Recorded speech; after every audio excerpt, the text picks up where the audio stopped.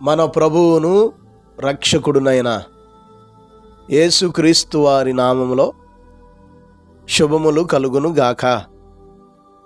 నేటి వాక్య ధ్యానము మత్తయి సువార్త 10వ అధ్యాయము 28వ వచనం. మరియు ఆత్మను చంపనేరక దేహమునే చంపువారికి భయపడకుడి గాని ఆత్మను దేహమును కూడా నరకములో నశింపజేయగలవానికి మిక్కిలి భయపడుడి. ప్రియులారా, యేసుక్రీస్తు ప్రభువారు వివరిస్తున్న ఈ మాటలను మనం గమనించగలిగితే,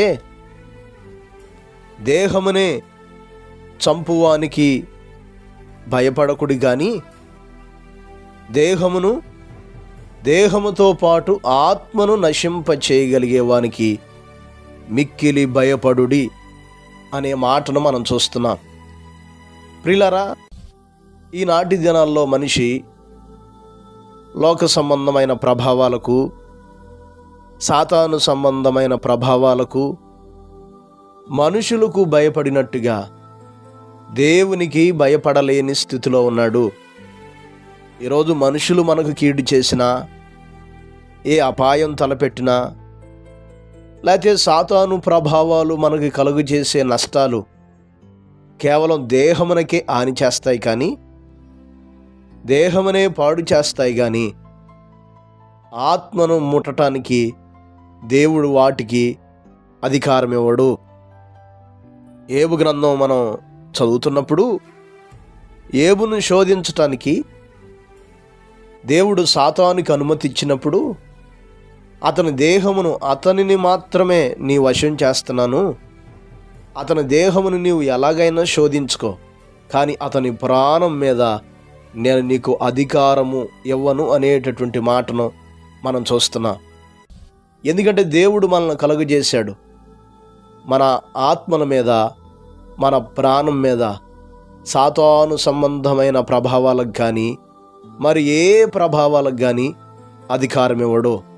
ఈరోజు మనం మనుషులకు కానీ లోక సంబంధమైన మాయా మంత్రాలు, వాటి ప్రభావాలకు కానీ భయపడవలసినటువంటి అవసరత ఏమీ లేదు. అవి మనలను ఏమీ చేయలేవు. మనం భయపడవలసింది ఎవరికై అంటే, మనకు జీవమునిచ్చి మనల్ని పెంచి పోషిస్తూ గొప్ప ఉన్నతమైనటువంటి ఆధిక్యతలిచ్చి భవిష్యత్తులో ఒకవేళ పరిపూర్ణంగా ప్రభువుని కలిగి ఉండలేకపోతే నరకములో మనల్ని పడవేయగలిగినటువంటి శక్తి కలిగిన దేవునికి మనం భయపడేటటువంటి వానిగా ఉండాలి. మనం దేవుని వాక్యాన్ని చదవగలిగితే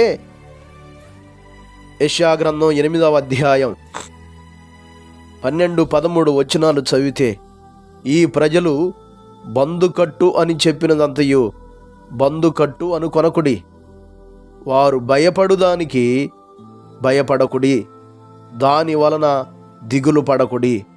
సైన్యములకు అధిపతియగు యెహోవాయే పరిశుద్ధుడు అనుకునుడి.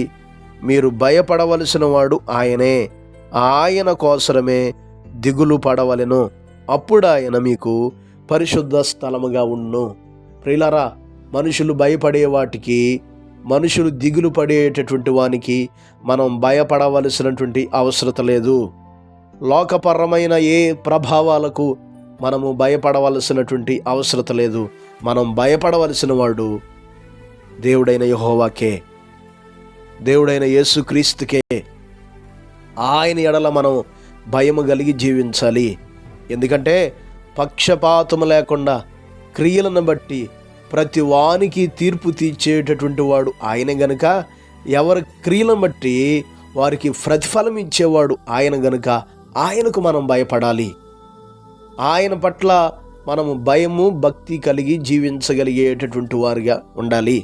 కనుక ఈ మాటలు మనం పరిశీలన చేయాలి, ఈ మాటలు మనం గమనించాలి. దేవునికి భయపడకుండా మనుషులకి, లోక సంబంధమైన ప్రభావాలకు, సాతాను సంబంధమైన ప్రభావాలకు భయపడే జీవితం నీకుంటే, ఆ జీవితాన్ని విడిచిపెట్టి దేవుని యెడల భయము కలిగి క్రమమైన జీవితాన్ని కలిగి ఉందాం. దేవుని యెడల భయము కలిగి భక్తిని అనుసరించుదాం. దేవుని యెడల భయము కలిగి ఆయన పిల్లలంగా ఆయన మార్గంలో ముందుకు కొనసాగుతూ ఆయన అనుగ్రహించే జీవాన్ని పొందుకుందాం. అట్టి కృపలను దేవుడు మనకు దయచేయునుగాక. పరిశుద్ధుడైన మా దేవ, గొప్ప కాపరి, అపారమైన మీ ప్రేమను బట్టి, ఘనమైన మీ నామాన్ని బట్టి మీకు స్తుతులు స్తోత్రాలు తెలియజేస్తున్నాను తండ్రి. ఈ ఉదయకాల సమయంలో ఈ మాటలు వీక్షిస్తున్న ప్రతి నీ బిడ్డను మీరు జ్ఞాపకం చేసుకోండి. లోకానికి భయపడుతూ, లోక సంబంధమైన సాతాను ప్రభావాలకు భయపడుతూ, మీ ఎడల భయము భక్తి లేకుండా జీవిస్తున్న ప్రతి బిడ్డకు మార్పును దయచేయండి ఆయన. మీరు మమ్మల్ని కలుగజేశారని, మీరు మా కొరకు ప్రాణం పెట్టారని, భవిష్యత్తులో మీరు రానై ఉన్నారని, మిమ్మల్ని నమ్ముకోకపోతే మేము శిక్ష పొందుకుంటామని, అయా మా ఆత్మ నిత్యము పాతాళములో వేయబడుతుందని, అయా అలాగ వేయగలిగే మీకు నాయన భయము భక్తి కలిగి జీవించేటటువంటి భాగ్యాన్ని ప్రతి ఒక్కరికి దయచేయండి తండ్రి. స్తోత్రాలు. ఈ రోజంతా ప్రతి నిబిడకు మీ సన్నిధిని తోడుగా ఉంచండి. మీ కృపలతో ఆవరింపచేసి మీరే మహిమ పొందుకొనమని యేసు నామమున అడిగి వేడుకొనుచున్నాము తండ్రి. ఆమేన్. ప్రభు కృప మీకు తోడై ఉండును గాక.